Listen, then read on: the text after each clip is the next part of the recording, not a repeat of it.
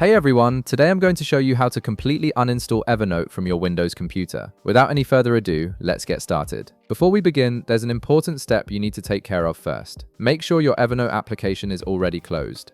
If it's currently running in the background, go ahead and close it completely before proceeding. This ensures the uninstallation process goes smoothly without any conflicts. Now, let's start the uninstallation process. In the bottom left corner of your screen, click on the Start button, which is the Windows icon. This will open your Start menu, where you can access various system features. From this menu, select Settings. This will take you to your Windows Settings panel, where you can manage all your system configurations. Once you're in the Settings window, click on Apps. This section manages all the applications installed on your computer and gives you full control over what stays and what goes.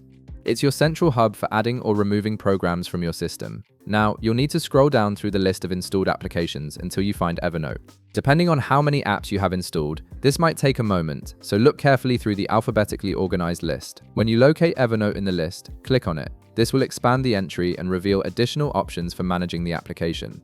You'll see a few buttons appear, including the option we need. Click on Uninstall. This button initiates the removal process for Evernote from your system. Windows wants to make sure you're certain about removing the application, so it adds an extra confirmation step.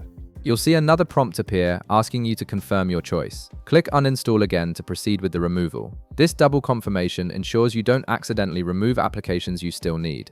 A confirmation window will pop up on your screen. This is Windows making absolutely sure you want to continue. Click OK to proceed with the uninstallation. This final click gives the system permission to completely remove Evernote from your computer. Now, you'll need to wait for a few seconds while the system uninstalls Evernote.